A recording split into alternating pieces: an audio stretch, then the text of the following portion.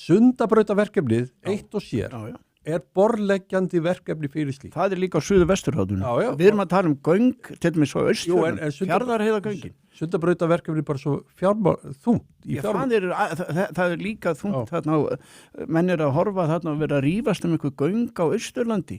Hér ætti náttúrulega umræðin fyrst og fremst að snúast það, hversu mikið 100 milljónir á hvern íbúa á Seyðisfirði kosta göngin. Já, og ég segi nú bara eins og ég ferðast mikið Ísland.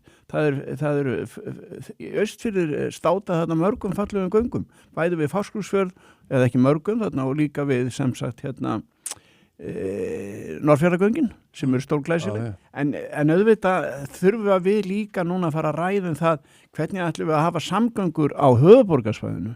Það eins og að höfuðborgarsvæði, það bara alltaf að tala einhverja borgarlínu, betri samgöngur, en hún náttúrulega alveg gjörsamlega vonlaus þessi borgarlína, hún bara fjárfrek, en Íslendingar vilja fyrst og næst ferðast á einkabílnum.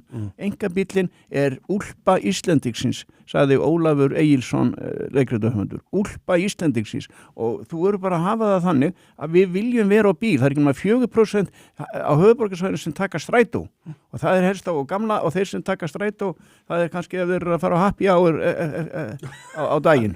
Hafið þið það? Já, hafið þið það.